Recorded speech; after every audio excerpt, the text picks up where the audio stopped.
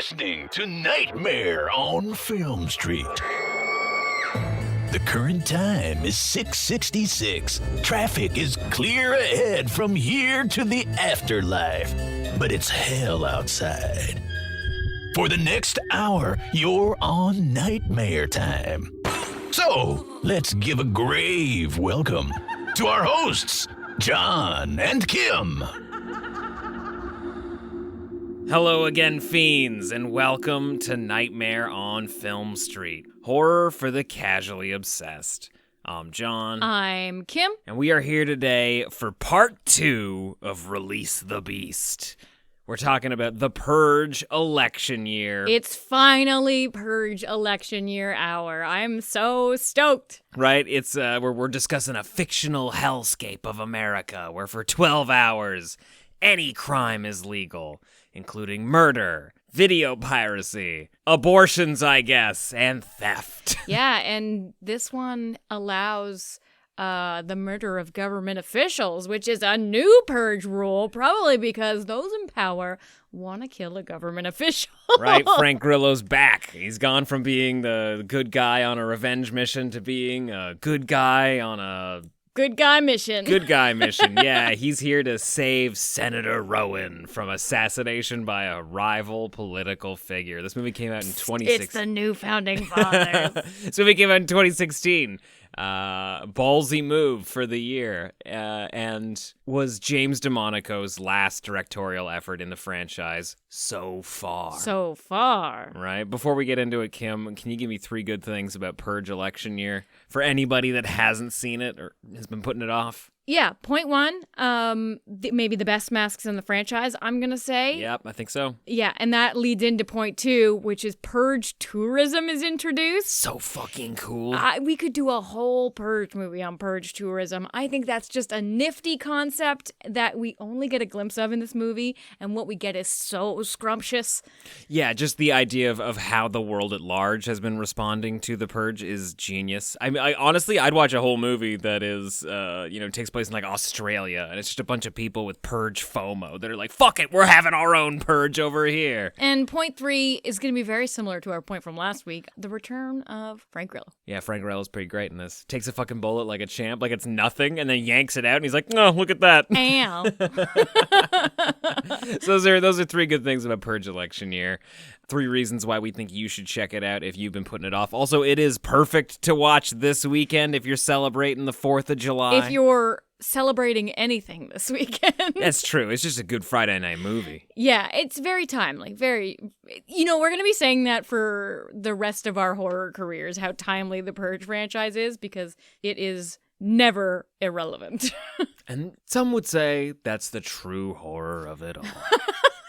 Kim, what's keeping you creepy this week? Before we get into the show, what's keeping you... I know it's limited, but what's keeping you creepy? Yeah, we've been moving, obviously, so... Is installing a washer and dryer creepy? It's terrifying. Right? Dealing with delivery people and delivery slots and trying to get things delivered not on the same day and time, and it's just so creepy. It's been terrifying.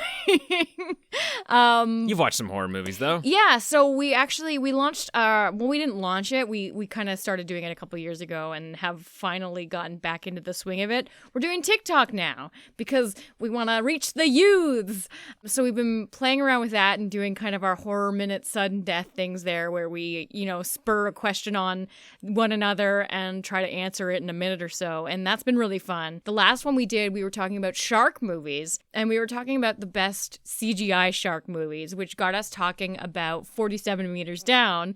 And so last night, while we were installing light fixtures, how exciting, we watched Uncaged, the sequel, which we hadn't seen since it had come out. And I remember there being a lot of fun CGI shark actions, like a blind shark. Blind shark. Yeah, and there's those creepy underwater fish, the cave fish. Because they're in like a whole fucking a flooded Aztec mine, yeah, right? It's such a cool setting and very fun. Also, the characters are really fun. It's like a bunch of teen girls who all know how to scuba dive. Like, fucking cool. I had a lot of fun with that. And I'm definitely getting into, shark movie summer. I'm ready for more shark movies. Right, we gotta watch Jaws. Gotta watch Jaws. Yeah, so just sliding back into the TikTok thing, please follow us because we have no idea what we're doing. TikTok.com/ at Nightmare on Film Street is What? the link. It's so weird. That's the link. Yeah, I've been trying to add it to our like social pages and stuff. It weirds me out. Can't you just look it up on TikTok? Maybe. Who's going to TikTok from a desktop? Like, let me open Chrome on my iPhone. That's so Let true. me type in this URL. That's so true. Open your TikTok app and look for Nightmare on Film Street. Tell you what, I'll do one easier for you. Just look in the episode description of this podcast. Look at John. There will be a link there for you to Look at follow him us go. on TikTok. I don't know if there's anything else keeping me creepy. I also watched 47 Meters Down Unchained. Unchained? Unchained We would do be this. so fucking we cool. do this on the fucking TikTok. We don't know the title of the movie. It's Uncaged. We figured it out. We didn't even know how many meters down it was. We just recently got a copy of The Living Dead of Manchester Morgue. I can't fucking wait to watch that. I've never seen it. I know very little about it, but I know it's a UK-based zombie movie with an incredible title. And it's got a new 4K restoration from Synapse. I'm going to check that out real soon. Yeah, and we've also been playing a lot of The Evil Dead, the game, because now... We had to test out the internet connection. Yeah, and shout out to our friend Will for teaching us how to be Deadites and not suck at it. I finally played as Henrietta. I threw up on someone. My life is complete. I also want to get back into... Oh, I'm going to butcher the title, like Phantasmophobia. Phasmophobia. Yeah, that ghost hunting game. But we had that on the laptop, and that's too intimate for me, I think. Remotes, I can be farther away from the screen, with a controller, and you're playing PlayStation or Xbox. PC is too intimate. It's We very can scary. put an HDMI cord into the TV. You'll that's still be controlling it from the laptop. But... I'm more of a audience of video game playing. I like to, cheer other people on and backseat drive and tell them what to do and then hide behind when there's scary things. Anyway, that's what's keeping us creepy this week. Hit us up on social media, on wherever. TikTok, I guess. Can you reply to... This is a question I've always had, because I've done very little work on TikTok. I've got like a few accounts that I like to check in with, and that's kind of about it. It's Can that you one guy reply- who does all of his own scenes with himself. PDUSA. You gotta. It's not horror related whatsoever, but if you want some dumb irreverent humor, you gotta check out PDUSA. Oh, man. Can you reply to videos? Like, is there You like can a comment thread? Yeah, so you can comment on them, but there's also, you can duet. So if we ask a question in one, Okay. somebody could do like a tag on A video. response? Yeah, and we also have a bunch of questions where you propose a question and it becomes a prompt, and then you can answer the Q&A. So it can be a prompt for your next video. Okay. And we have like, what's your favorite shark? And who's the best final girl? And stuff like that. So we're TikToking, John. We're all in. We're going to have to do spooky dances next. Nope, that's not happening. Not doing it. Can't possibly. I'll break a hip. Anyway, let's get into the episode. Let's talk about the Purge election year. All right, let's begin. This is your emergency broadcast system announcing the commencement of the annual Purge. At the siren, all crime, including murder, will be legal for 12 hours. Your government thanks you for your participation.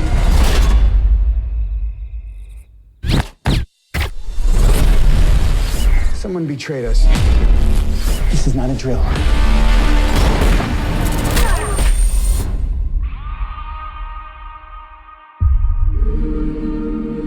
We are on our own. We have one goal right now: survival.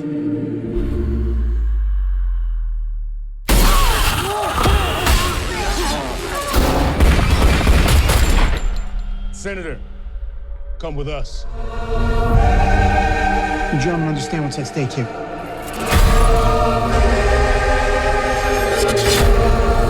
Maybe it's our duty to help protect her. Here they come.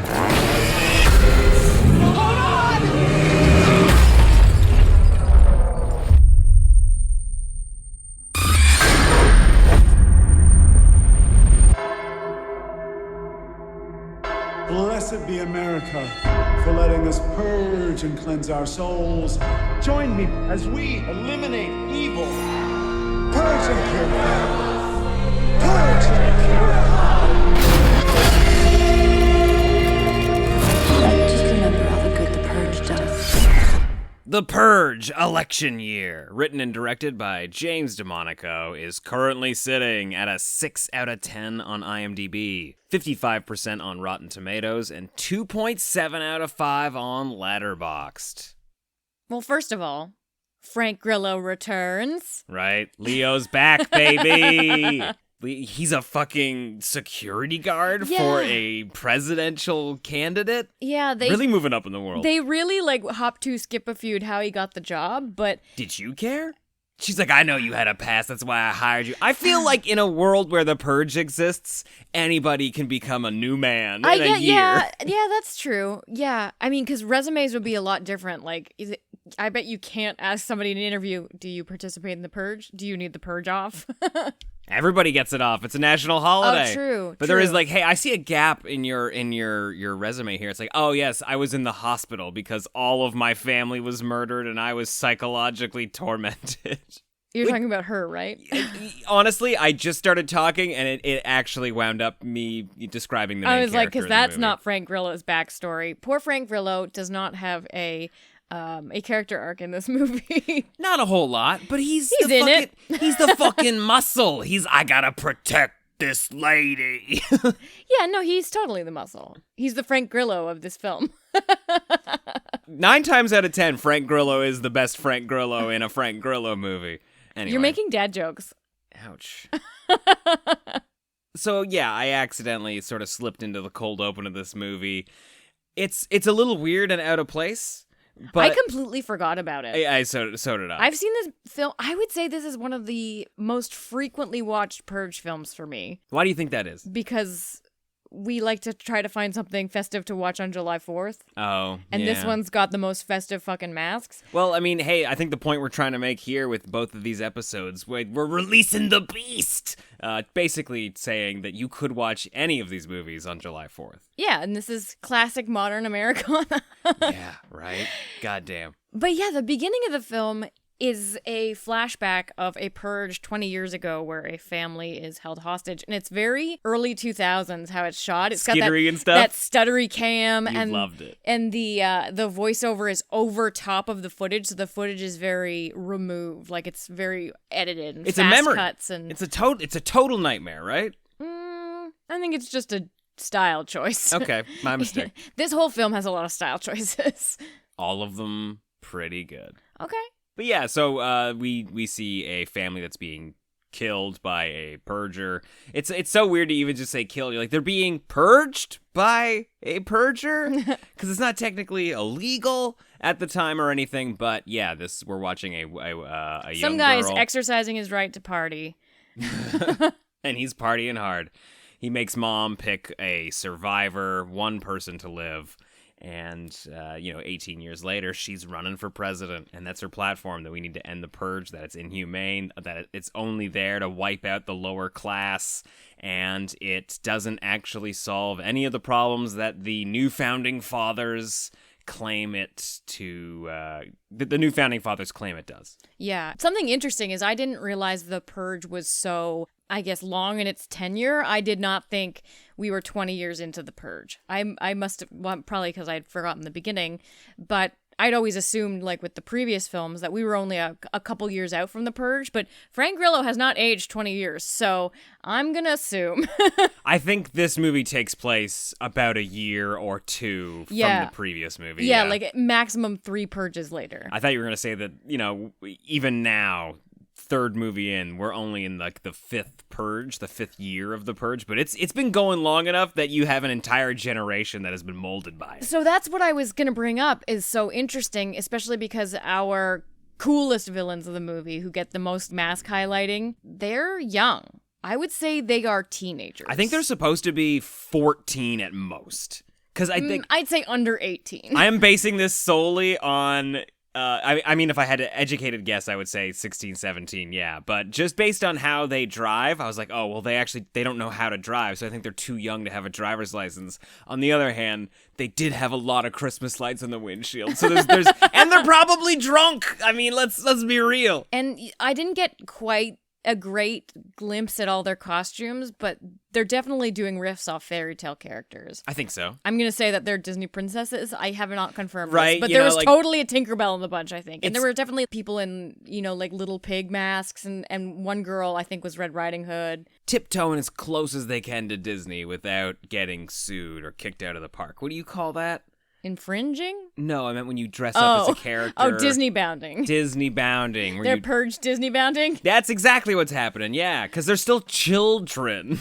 Yeah, that's true. They're fucking terrifying, though. And that's my favorite thing about the Purge movies. And I'm sure I mentioned this in the last episode, is that the masks and the visual language that the Purge has taken on it's become this, like, wild Samhain. Like, it's this weird, rebellious holiday where everybody kind of has their own traditions and they're fucking weird and wild. Like in this one, we saw a gladiator match going on. That was fun. There were people hanging from trees. Like there's so many great vignettes in this movie. Hell yeah. They really went ham with the fucking, like, let's see what people are doing on Purge night. Right? Peak of the fucking franchise is when we see the words Purge scrawled in blood on the columns in front of the Abraham Lincoln Monument. It's like, fuck yeah! They fucking get this! This fucking movie rocks!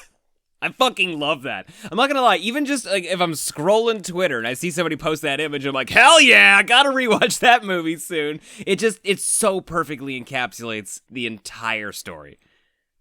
Yeah, unfortunately, our copy of The Purge, it's part of a Blumhouse box set, so I don't know what the traditional DVD Blu-ray artwork is, but surely that is heavily involved. It's got to be on the disc or on the inside cover or something. I think it's all of the tourists that have dressed up in presidential I think that's the main masks. poster, yeah. Yeah, that's the one. Yeah, they are also fucking cool. Yeah, that's the thing. Like, every single one of these movies has a great set of masks. And, like, a whole suite of badass, creepy people. Not only is that good marketing, because every year you put out Right. a Purge film, you're like, hey, come to Spirit Halloween and buy this fucking shit. Yep. But it creates these different, like, eras of the Purge. Like, Yeah. oh, this is the American tourism Purge. And they're really trying to hit home in this one the political aspects of the Purge. And so it's great that the most iconic masks are the, The original founding fathers. Statue of Liberty and all of these iconic Americana imagery. Yeah, I fucking love. We're just gonna have to get used to me saying that. I'm sure I said it a lot in the last episode. I say it a lot in almost every episode. We only talk about movies that we like. Oh, surprise! I'm jazzed to be sitting in front of a microphone, chit-chatting about them. But I fucking love that they bring in the idea of tourism to this movie. Like, we're talking about the world at large now. It's been going for 20 years. I also just love that it hasn't expanded beyond America. No other country has taken it up. And every country's like, we love America, but it's also like, we do not want this in our home country. Yeah, not at all. But if you want to take our weirdos and our creeps and I guess kill them for us, you knock yourself out. And it's not like it's just one country. Like there's definitely a whole bunch of Russians that come. The people that they interview at the airport are from South Africa. So I mean, like, hey, there are people across the globe that are interested in purging, and it's just kind of like a little glimpse. They're giving you stuff around the edges that sort of fills in the details of the world that this exists in. As much as it feels like 5 minutes in the future, there's no fucking way it would happen. I say that and I have doubts. I can't even say that with a firm belief that This it would never happen. Ooh. This would never happen. Also, I'm on the bottom of my grocery list, deadbolts. Buying new deadbolts. Regarding the political stuff, something that's interesting about the movies is I don't think they ever specifically point fingers at Republicans or Democrats. I think they get away with that a lot by saying we've created a new party, the new founding fathers. And Rowan, the governor who's running for president, or senator who's running for president in this movie, is an independent, so she also doesn't have any political ties to current parties, which is smart because Republicans and Democrats both like watching movies. So why alienate half your audience? True. And on top of that, it's to say that this isn't a political problem. This is an America problem. Like, it's across the board, both sides of the aisle. We've got some things that you guys, not us, you guys down there. We've got some problems too. Yeah, the whole fucking world's crazy. And also, I think it makes a more cutting commentary if you remove all of the traditional monikers and we're still able to cast them. You know what I mean? We're still able to fill in the blanks. Like, if you watch this movie and you're assigning a political party to anybody involved in the film, then that's on you. Yeah, that's kind of on the state of America today, if you can do that. I see what you're saying. You see what I mean? Yeah. Like, it's an interesting way to cut at modern politics without actually alienating an audience. And how fitting that it came out in 2016. Right. Like, America's been on a really crazy ride, and I'd say that was the biggest tentpole, I would say, of modern politics. And The Purge is like, guess what we're gonna fucking do?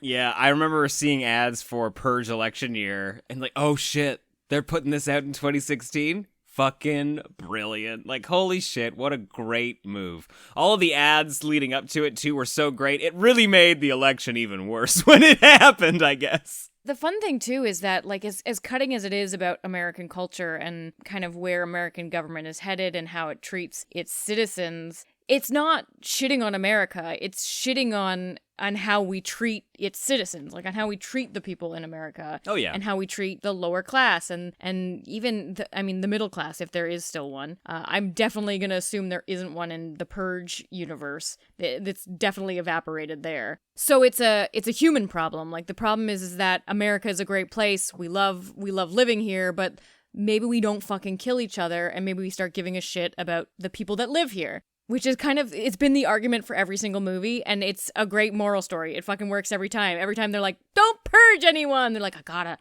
my right to purge. And it's just like, but you're just like them if you purge.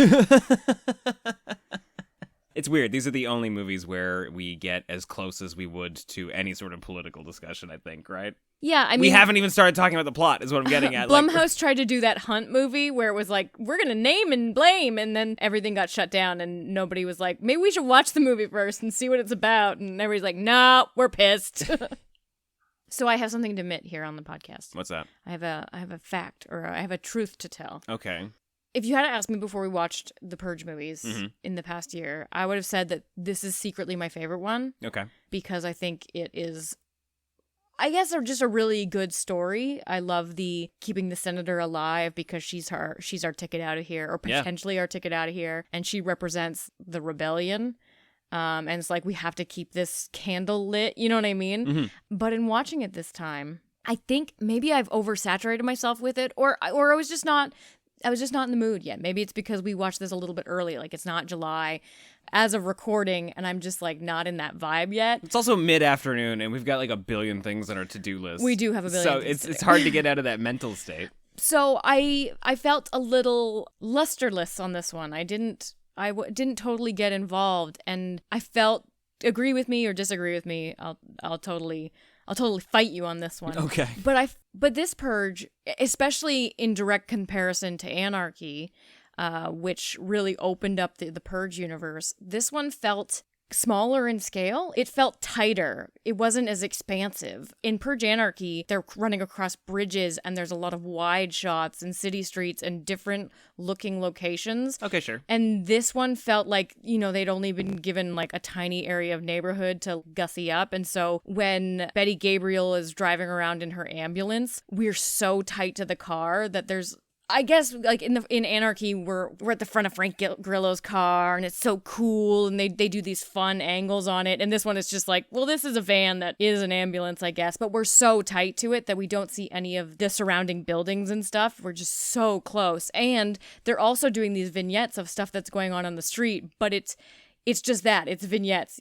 We'll cut to them reacting tight in their car, and then we'll cut to like a glimpse of Purge life, but it's an isolated incident. You can tell that it was Unit 2 that shot it. You know what I mean? Sure. Yeah. This movie didn't have as much money. I think we're gonna have to confirm that, but and especially too, like a lot of the Purge vignettes they see are like through the rear view mirror and stuff, so that they can really hide, one, the seams, but two, that they don't have a lot of streets to work with, is what I feel like. They really had that main street where the bodega was, and that was it. Because I think they're worried about expanding too far out of the ambulance, because maybe we'll see that they're just driving down the same street over and over again. Yeah, I mean, hey, that's probably true, and that's just the nature of how the movie had to be filmed. There's nothing we can really do about that. But yeah, you're right. It doesn't have those big wide shots like the second one does. But I do think it still gives you great glimpses of the chaos that's going on. You could argue that we're seeing it through their eyes from their ambulance. Like, it's just like they're zooming by an alleyway and they catch a quick glimpse of some motherfuckers with like a 30-foot tall guillotine just chopping people's heads off by the dumpster, and then boom, we're gone. Like, I love that shit. That was like a total Labyrinth moment, because they're all snickering. They're like, enjoy Purge night. It does have some really great stuff. And the pendulum, too. I think maybe that's what you're talking about. Oh, yeah, I was talking about the pendulum. They gotta, like, scoot past the pendulum trap, and yeah, it's How great. dare I get the two mixed up? Yeah, those are two completely different Edgar Allan Poe stories. I love all of the weird street stuff, but you're right, it does not feel as big and expansive. I think they do a great job of expanding what this looks like in the world at large and the political spectrum. Like, we obviously get quick glimpses of the elites and the political supporters in the second one, as well as the sort of underground resistance. We get even more of that in this. Like, we're literally following somebody in a political party. We're in tight with the new founding fathers, who are just like the weirdest boardroom of shitheads. It's so great. Perfect villains for this story. I think I enjoyed too the affluent, or like the new founding fathers supporting party, or the rich people in Anarchy as well. Oh yeah. We don't get a whole lot of them in this. Like, we go to that cathedral and they're doing some like weird sacrificial stuff, but it's not as fun as, say, like the hunting auction, or, you know, when we find out Grandpa's been sacrificed to a rich family and he drives up in a limo. Like, that stuff was all like really effective. And this felt like they needed another finale piece that was kind of reminiscent of the finale we saw in part 2. I think in this one, because the leader of their party that they're trying to get elected is a minister, like he's a priest. Like, there's definitely a more religious bend to it, and of course that would not look nearly the same. You probably wouldn't get the churchgoers gearing up and going into like for a fucking most dangerous game scenario. Like, yeah, they're probably just gonna kill a bunch of people on the altar and get weird about it. Yeah, and the fact that he's trying to kill his lead opposition is just insane. The fact that he's like, yeah, so I have the power now, and I'm going to change some of the Purge rules, so government officials class 10 or higher are fucking fucked. And that means my opposition, bam, bam, bam, bam, bam. I'm surprised Frank Grillo didn't try and get her to go into a secure bunker. Like, who fucking cares? Like, they literally changed the rules so that way they could kill you. Are you not seeing this? It's not just like, oh, we were thinking we'd shake things up. No, change only happens because it benefits them. That's true across the board. It's not just this one instance in this movie, which is maybe what they're trying to say. Like, they'll always move the goalposts. They'll always change the rules to accommodate themselves and their own ends. She should not have stayed at her fucking house. Like, that was a huge mistake. Didn't you know that the fucking, like, Nazi skinhead Confederate douchebag mercenary guys were gonna show up with tracing bullets? That was a weird choice. That was a weird How thing. do you shoot a fucking bullet that's got a tracer on it? That's it was nuts. huge. Yeah, it was like alien probe business. Yeah, it looks like it should have come out of an elephant. Like, it was massive. It was like a half a shot glass that he pulled out of his chest. He's like, yep, that'll do it. Yeah. His wound did really seem to hurt at the beginning, but was like, meh, by the end. I'm kind of upset that they didn't just say, fuck it, we're doing like an assault on Precinct 13 here. We're holding up in the bodega, and we're just going to deal with wave after wave of assholes that come through the door. That would have been fun. That would have been so fucking rad. And it also kicks off in such great fashion with the kids you were talking about earlier. They got dope masks. I fucking love them. They're snotty. They're shitty. They're everything you hate about teenagers. And yeah, like, in a world where you can kill your parents if you want. That's great. Why yeah. wouldn't they all do that? There are so many kids that I hung out with in high school that would have taken advantage of that. That's terrifying. Well, that's why we're not friends with them anymore, Kim. That's why we're not hanging out with them as adults. They're still scary people. But I will say, discounting all of that, just seeing Betty Gabriel take a gang of teenagers down with a single shotgun was nice. Like it was nothing. Yeah, they were like, we're going to hold down the fort and maybe die. And then Betty Gabriel comes in and she's like, bam, bam, bam, let's go. She also, I think she has either a past in the Purge or a past in a gang. Yeah. She's got like a fucking name. She's got street cred and we're like, okay. I didn't catch the name, but it's basically just like Lady of Death. God damn, it's so fucking cool. It's a really good movie. It doesn't have the same strength of story that the second one does. It is very much sort of like a run and gun kind of movie. Yeah, like, I think it's very busy. Like they're trying to get to so many like checkpoints. Like we want to visit this underground hospital and kind of talk about how people who are trying to work actively against the Purge on Purge night, what the underground community is like. Yeah. Especially, too, the main plot of trying to keep this senator alive. Like, that takes a lot of the screen time. Yeah. It's cool, though, that we got, like, a full wraparound for Dante Bishop, the leader of the revolution in this one. He's sort of, like, he's leading the team. They're going in. They're going to save the day. Like, their original plan was that they were going to kill the new founding fathers. But you know, Senator Rowan's like, you can't do that. I have to win this honestly. Don't you understand? He'll become a martyr. She's not wrong. I'll give her that. But, I mean, on the other hand, just let him do it. Well, yeah, because she's like, don't purge them. But they try and purge her. Well, so. yeah, they kill everyone on their way to the end of this movie. Anybody that tries to purge them gets killed except for the president. Yeah. Is he are they calling him the president? They just call him They call him the minister, but I think that's just because he Reverend is a of minister. Death. Reverend of Death. Way cooler name. Like Dante Bishop is leading that group. We see him for a brief moment in the second movie. He's sort of like the right-hand man of the resistance in the second movie. And if you remember, he is the fucking homeless dude that they take in to their house and save. Like, he's the inciting incident of the fucking first Purge movie. And that's like interesting. He's just some random dude. I think he might be a military vet. I can't really remember. But yeah, he's just a guy who gets saved. He's just a nobody, more or less, in the first movie. And then now he's like working his way up the ranks. He's going to take down the fucking system. That's really interesting because I remember us talking about that when we were watching the second one. We were like, hey, wait, is that the guy from the first one? He looked real familiar. And it becomes this wonderful, when you look back at the series retrospectively, at least the first three, it becomes a butterfly effect story because the first family chose to try to save this guy. Yep. He goes on to be a revolutionary who helps ultimately save the senator. Yeah, and change the system. And that's so cute. How romantic. I mean, you could also just say it's like a rags to riches kind of story. Romantic. Yeah, this is unofficially his franchise, right? So cool. Loved it. I don't think Frank Grillo would like to hear that. Well, Frank Grillo's got an opportunity to come back. I hear that they're gonna do it. If he does, then they're at least tied for films, right? Because at this point, if we're just counting numbers. Yeah, because after this is the first Purge. Yes, after this is the first Purge, then the Forever Purge. Like the last Purge, and then Horse Purge. That's the Forever Purge, yeah. And then Cowboy Purge. Actually, I'm super excited because I was thinking this. I kind of let my mind wander to Purge films while we were watching. And I remember being very disappointed about the Forever Purge because the poster looked so fucking badass. Oh, yeah. With like Cowboy Purge.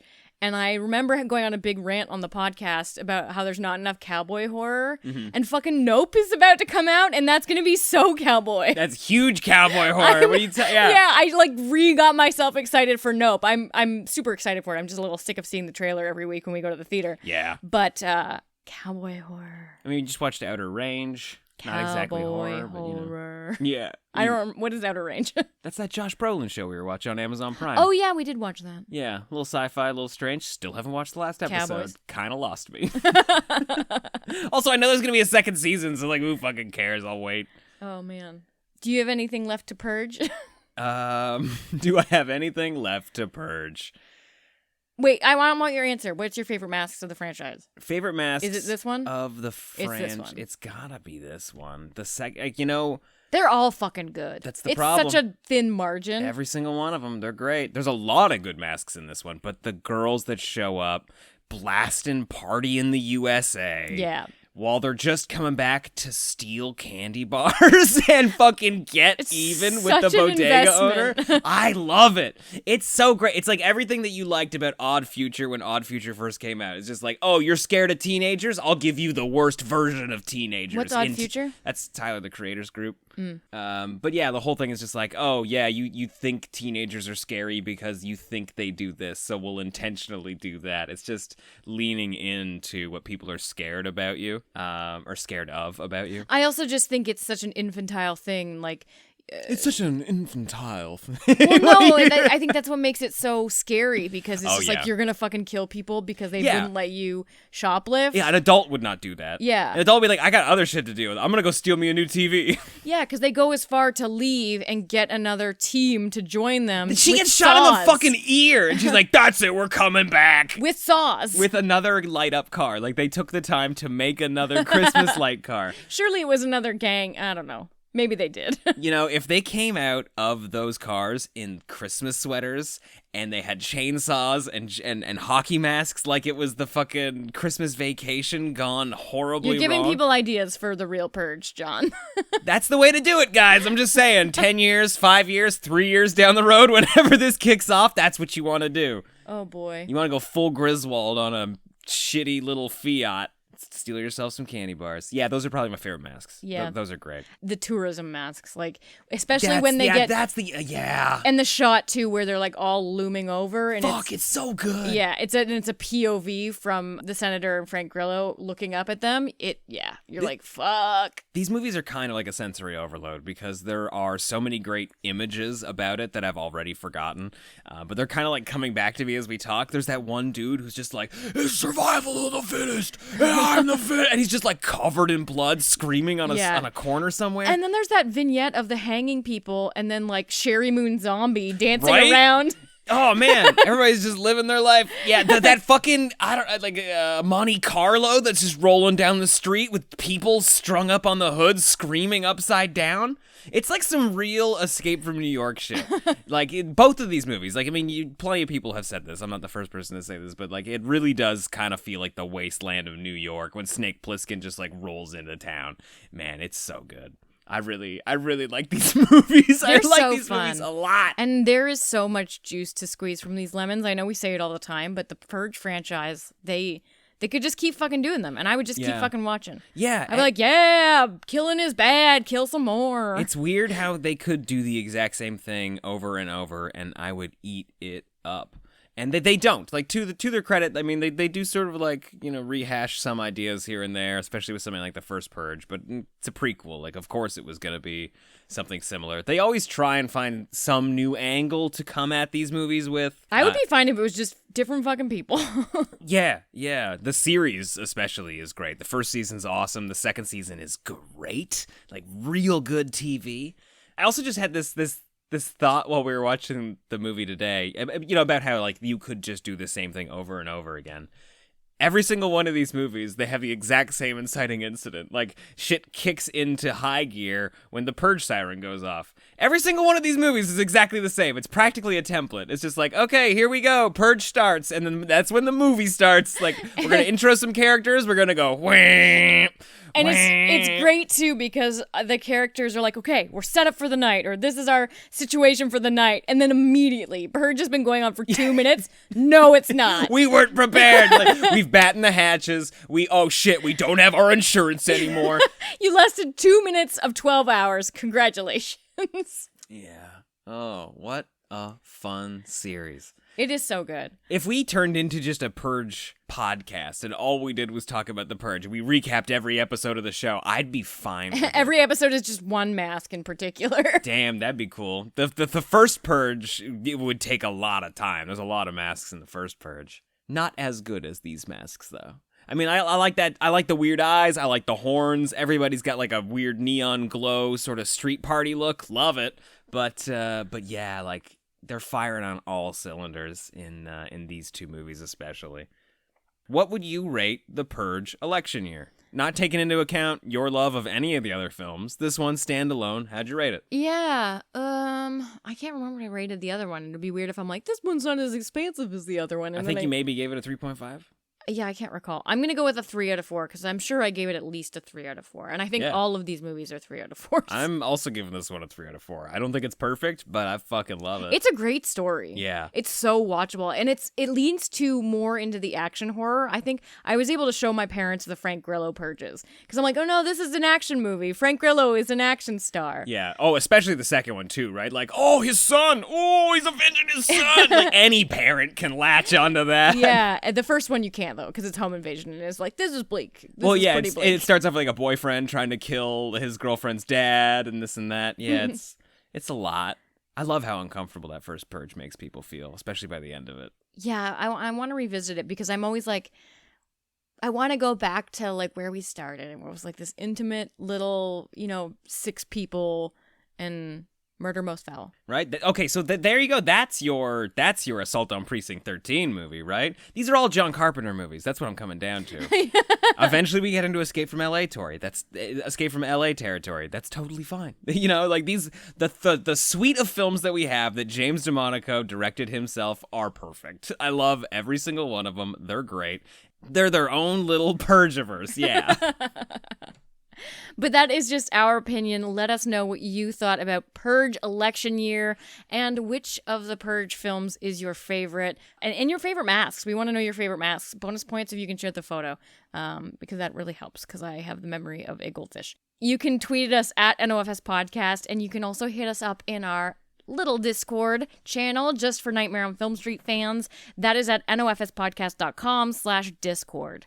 If you want more Nightmare, consider supporting the podcast at nofspodcast.com/Fiend Club. You can also go to patreon.com/Nightmare on Film Street, whatever you're most familiar with. That's totally fine. That's where we keep all of the bonus content. That's where we're running our Never Sleep Again series.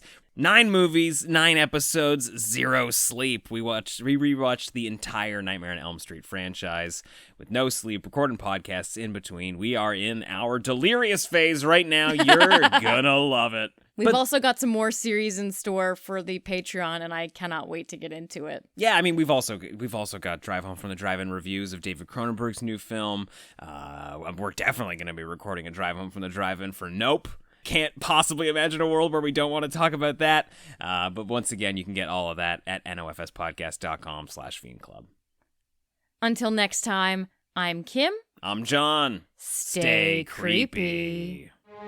It appears you made it out alive, but we'll get you next time. Help us to grow the horde. Leave a 5-star review on Apple Podcasts or wherever you subscribe. More terror can be found lurking on our website, nofspodcast.com. Until next time, stay creepy, fiends.